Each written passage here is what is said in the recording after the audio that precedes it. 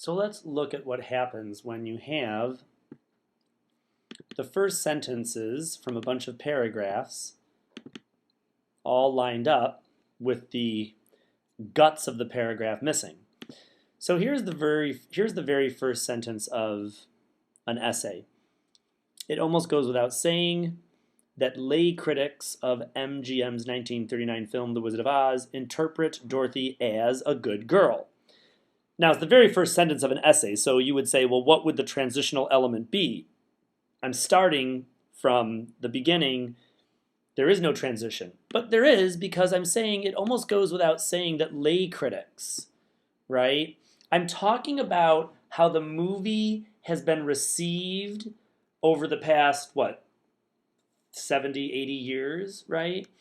So I'm referring to lay critics, which are like, your mom and your dad. Lay critics are not professional critics. They are kind of the everyman who just makes his or her comment about the movie. So lay critics of 1939's film always say that Dorothy is a good girl. Well, that's now going to be the topic of what I talk about. Okay? So this paragraph, the introduction, goes on and on and on and talks about how Dorothy's a good girl. She doesn't want her dog to get in trouble. She doesn't want to, hurt the Tin Man or the Wicked Witch of the West or the East, or she's just a good girl. Blah, blah, blah. It goes on and on and on. Until I come to my thesis, which is the one time where we put something all in bold. I want you to put your entire thesis sentence in bold. It will be at the end of your introductory paragraph. So these two are the same paragraph right here. Okay? So I can just say paragraph 1.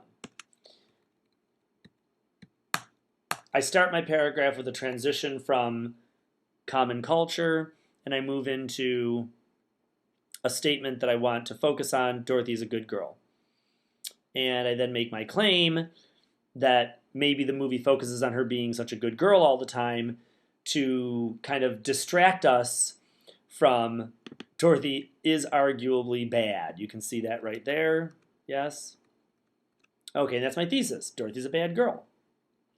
So in paragraph 2, I say to begin, okay? And this is kind of a transition because I'm starting the argument of the paper. Let us look at the Wicked Witch of the West's death in more detail. Okay, well, that's going to be the topic of this paragraph, so I can put it in bold. Since it serves as the most exacerbated instance of this tension between Dorothy's goodness and badness. Well, that's a recap of what I talked about in the introduction. Sentence 1 of the introduction was good. Thesis was bad, right? And you can see, the stuff I haven't highlighted is kind of the connection between these two. It's a good instance. It's a good example. Wicked Witch of the West's death is an example of what I'm talking about when I say that Dorothy is both good and bad. So we then go to the third paragraph. And we see such characterization comes to light early on in the film. Well, there must have been something talked about in paragraph 2 that was some kind of characterization. So I'm recapping that. And what am I going to talk about now? Oh, I'm going to talk about early on in the film. Okay, that's going to be the topic of this paragraph. Because you remember, the Wicked Witch of the West dies late in the film. So why am I doing this out of order? Well, because the Wicked Witch of the West's death is, the main part of the whole film, right? So start with like the most heavy-hitting instance of Dorothy's goodness being in question. Then back up to earlier in the film where we can see the same thing going on, but in a less obvious fashion. Does that make sense? Paragraph 4. By the time the first actual death occurs in the film, the Wicked Witch of the East being killed by Dorothy's house falling on her, it is not surprising then that Dorothy is held accountable. All right. So again, we've got recap here, right? Because we've got death again. Another witch, is surprisingly murdered or dead or killed or accidentally done away with when Dorothy just happens to be nearby. So we've got death occur. That's kind of a recap again of what we've been talking about. And now I'm really hitting it home. This is not an accident. This is accountability, right? I'm really making the point that in the first one, okay, there was just a tension between Dorothy's good and badness. And then in the third paragraph, I elaborate on that at the beginning of the film. But again, I'm not really blaming Dorothy. I'm just saying, this is an interesting possibility. By the time I get to paragraph 4, I'm willing to actually hold her accountable. Okay? So there's development going on here. By the time I get to paragraph 5, the critical import of this homophone, well, clearly I must have been talking about a homophone in the last paragraph, so that must be a connection to the last paragraph, was predicted earlier in the film when Dorothy had her fortune read in Professor Marvel's caravan. Well, what is this paragraph going to be about? Dorothy being in Professor Marvel's caravan. Again, I've done the same switch with paragraphs 4 and 5. They're out of chronological order.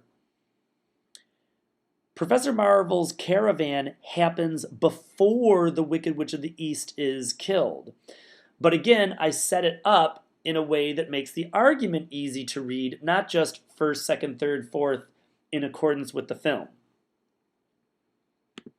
By the time I get to paragraph 6, I'm arguing it appears then that the Wizard of Oz wants to frame Dorothy as an emissary of death. Whoa, okay. Notice how she's gone from just being a bad girl to actually being a murderer, right? This is development. I'm now going to write about how I think Dorothy is a murderer. And when I say it appears then that the Wizard of Oz wants to frame Dorothy, well, this then suggests kind of a recap of all the paragraphs that I've been talking about up until this point. I'm going through this very quickly, and I understand it's quite hard to wrap your mind around, but you can watch this video again, you can stop it, you can read these paragraphs over step by step, but I hope you can see that every paragraph is referring back to some previous piece of writing, as well as introducing what that paragraph is going to be about. And if you notice, all of these basically are, like when you take these sentences all together, they're like a summary or a synopsis or an abstract of the whole paper. I mean, this is a 5-page paper.